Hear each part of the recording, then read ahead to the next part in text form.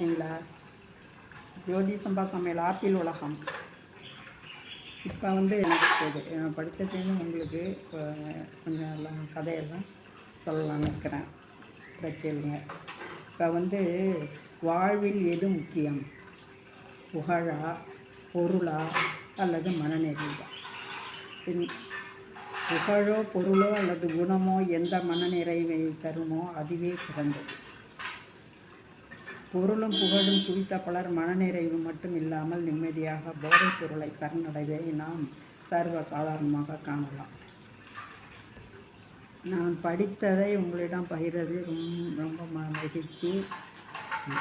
ஒரு மனிதன் தன் ஆத்மாவை இழந்து விடுவானாகில் அகில உலகத்தையும் பெற்றாலும் அவன் பெற்றது என்ன என்று கேட்கிறார் இயேசு.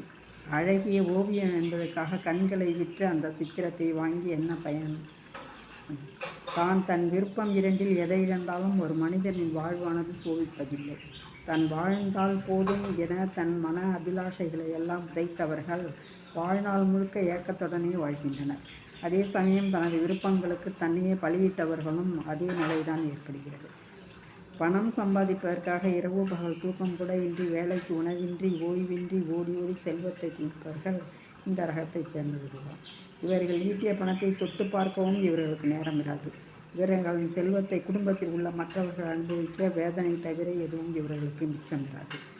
பாடுபட்டு தேடிய பணத்தை புதைத்து வைக்கும் கேடுகட்ட மானிடரே கேட்கிறா, கூடு விட்டு இங்கு ஆவி போன பின்பு யாரோ அனுபவிப்பார் இந்த பணத்தை என்கிறார் ஔவையார். கொடுப்பதா பெறுவதா எது முக்கியம்? பெரும் கைகள் எப்பொழுதும் கீழே தாழ்ந்துதான் இருக்கும், கொடுக்கும் கையோ என்றும் உயர்ந்திருக்கும். இன்பம் என்பது எதில் வருகிறது? எடுத்த செயலின் நிதானத்தில் தான். ஒரு செயலை செய்வது பெரிதல்ல, இதை நிறுத்துவது எப்போது என்பது ஒருவனுக்கு தெரிய வேண்டும். வண்டியை இழுக்கும் ஆக்சிலேட்டர் மட்டும் நன்றாக இருந்தால் மட்டும் போதாது, அதனை நிறுத்தும் பிரேக் நல்ல நிலையில் இருக்க வேண்டும். இல்லையெனில் விபத்து நடப்பது நிச்சயம். அர்ஜுனன் இருக்கும் வரை தருமனை கைது செய்ய முடியாது. நீ அவனை நெடுந்தூரம் அழைத்து செல்ல ஏற்பாடு செய், நான் பத்ம யோகம் வகுத்து அவர்களை முறியடிப்பேன் என்றார் துரோணர். பாண்டவர்களின் பத்ம வியூகம் கற்றவன் அர்ஜுனன் ஒருவனே. துரியோதனன் திட்டப்படி சுசர்மன் அர்ஜுனனை சவால் விட்டு போருக்கு அழைத்தான். அந்த அழைப்பை ஏற்று தன்னுடன் போர் செய்த அர்ஜுனனுக்கு போக்கு காட்டி அவனை நெடுந்தூரத்திற்கு இழுத்துச் சென்றான் சுசர்மன். துரோணரின் பத்ம வியூகம் பலமாக இருந்தது. அவரது தாக்குதலில் பாண்டவர் படை திக்கு முக்காடியது. அந்த நிலையில் அர்ஜுனன் மகன் அபிமன்யு அங்கு வந்தான். என்னால் பத்ம வியூகம் உடைத்து கொண்டு நுழைய முடியும், ஆனால் மீண்டும் வெளியே வர முடியாது என்றான். நீ நுழைந்தால் போதும், உன்னை பின்பற்றி நாங்கள் அனைவரும் நுழைந்து விடுவோம் என்றார் தருமர். அபிமன்யு பத்ம வியூகத்தை தாக்கினான். வியூகத்தை உடைத்து கொண்டு உள்ளே புகுந்தான். அவனை பின்பற்றி மற்றவர்கள் நுழையும் முன்பு சிந்து மன்னன் ஜெயத்ரன் அவர்களை தடுத்து விட்டான். உள்ளே சிக்கிக்கொண்ட அபிமன்யு வீரப்போர் புரிந்து கடைசியில் எதிரிகளால் கொல்லப்படுகிறான். வாழ்வின் ஒவ்வொரு பிரச்சனையும் பத்ம வியூகம் போன்றது. பிரச்சனைகளை உடைக்க தெரிந்த வளருக்கு அதற்கு உள்ளே புக முடிகிறதே தவிர அதிலிருந்து வெளிவர தெரிவதில்லை. காந்தி, லிங்கன், கரிபால்டி போன்ற உலகத் தலைவர்கள் பலரும் போராட்டங்களை நடத்தவும் தெரிந்தவர்கள். அதை எல்லை மீறும்போது அதை நிறுத்தவும் அவர்களால் முடிந்தது.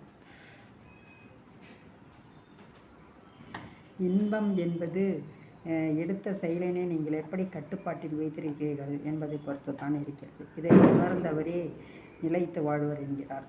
பணமே இல்லை என்றாலும் துன்பம், அளவுக்கு மீறிய பணம் இருந்தாலும் துன்பம். போராட்டமே இல்லை என்றாலும் என்ற நிலையும், எல்லை மீறிய தொடர் போராட்டமும் என்ற நிலையும் துன்பத்தை தருவதுதான். பட்டினியும் உடம்புக்கு தீங்கு தரும், அதேபோல் அபரிமிதமான உணவும் ஒருவருக்கு தீங்கு தரும். தீயை அதிகமாக நாம் நெருங்கினால் வெப்பம் பொசுக்கிவிடும், விட்டு விலகினால் குளிர் வாட்டும். அளவுடன் தீயை அணுகினால் கதகதப்பான இடம் கிடைக்கும். அழகாது அணுகாது தீக்காயவார் போல் என்று வள்ளுவர் வருவது அரசனோடு இருப்பவர்களுக்கு மட்டுமல்லாத அனைவருக்கும் பொருந்தும். பற்றுகளுக்கு அப்பாற்பட்ட மிகப்பெரிய ஞானி நாரதர். அவரை கண்டாலே தேவர்களும் அசுரர்களும் மனம் பதபதைப்பர். கலகக்காரனை வேறு எதற்கு வந்துள்ளாரோ என அச்சம் காரணமாக அதே சமயம் அவரது வருகை வரவேற்கவும் செய்வர். ஏனெனில் நாரதர் கலகம் நன்மையில் முடியும். உண்மையில் சொல்லப்போனால் வரலாற்றை மாற்றிய பல சம்பவங்களில் பெரிய அறிஞர்கள் கூட முட்டாள்களாகி விடுவதை காணலாம்.